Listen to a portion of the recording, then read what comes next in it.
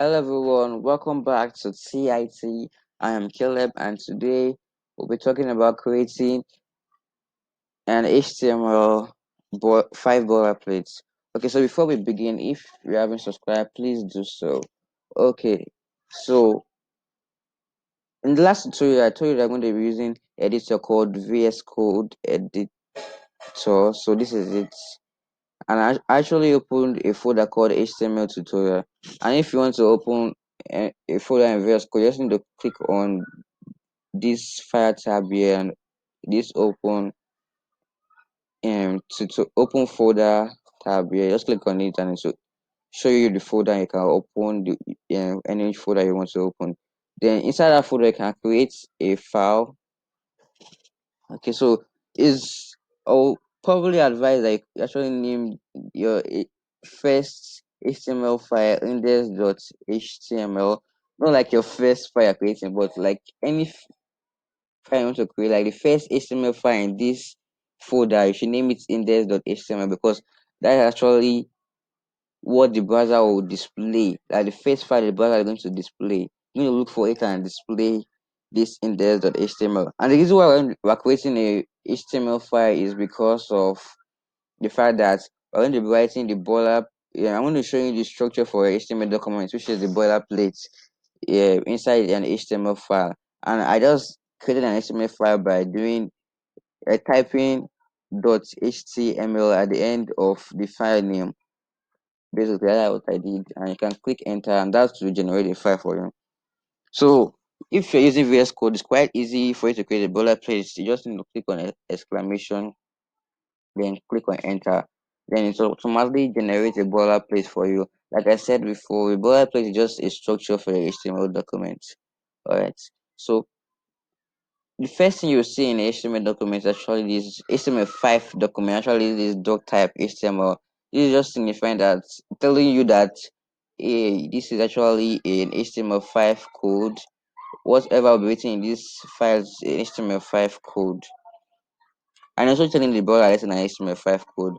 Okay, so let's look into what is inside this file. As you can see here, there is an HTML tag with a attribute of lang. Basically, what attribute does is just like giving you additional information about this tag. Like this attribute lang is, I think, it's an attribute for language, and it's saying that this is actually containing English. I guess yes, that this language is actually English for the code.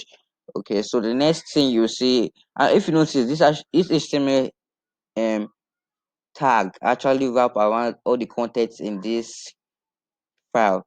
Okay, let me show you. As you can see, it wraps around everything, that is including this head tag and this body tag. Like in the last tutorial I showed you tag and all of that. So let me tell you about this head tag. Basically, this head tag, as you can see, it wraps around this meta and it wraps around this meta and title tag. And this meta tag is this attributes of character sets. Basically, what this is just doing is telling you that uh, this is actually UTF-8, and this UTF is just a acronym for Unicode Transformation Format 8. And this is just telling the boy this is the correct encoding for the this HTML file.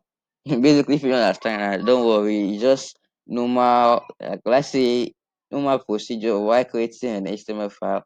And this name, viewport, content. This is just for responsiveness. That is, you're just trying to make what you are creating this website responsive. And as you can see, there's also a title. Like if you want to need, like this is just the name of the, let's say, the page that you're creating. Like this is actually a page, so this is the name of it. Like okay, so let me show you. I'm using this thing called live server. As you can see here, live server. Just need to click on live server. VS Code has this extension that works. We actually use it. If VS Code doesn't give you the thing you're looking for, it must be in an extension. Okay, so this live server, I'm actually using it. As you can see, it's actually installed. That's why you're seeing this on. So in your own case, Yours might be actually um um install, or mine I've already installed it. That's why it's showing uninstall here. Okay, so let me just enable it and we'll look at this code. So let me change its title so you see the difference to hello. Oh, hold on, it's me. Hello. So let me, that will be the title. So let me activate activate. Let me just open with live server. Alright. So if you look here, you see this is actually hello from port 127.0.0, then all that. It's actually hello, just what we named it. Like, let me change it again to I. Let me save it. You see it changes I. So basically this is just title. That is what you're naming the document, and that's all for the head. And also the head contains other more tags like link. You're trying to link between a CSS file and all of that. It also contains let me see, you're trying to use get five icon. Like, we'll not get into that for now and all of that. So these things actually need to go into the head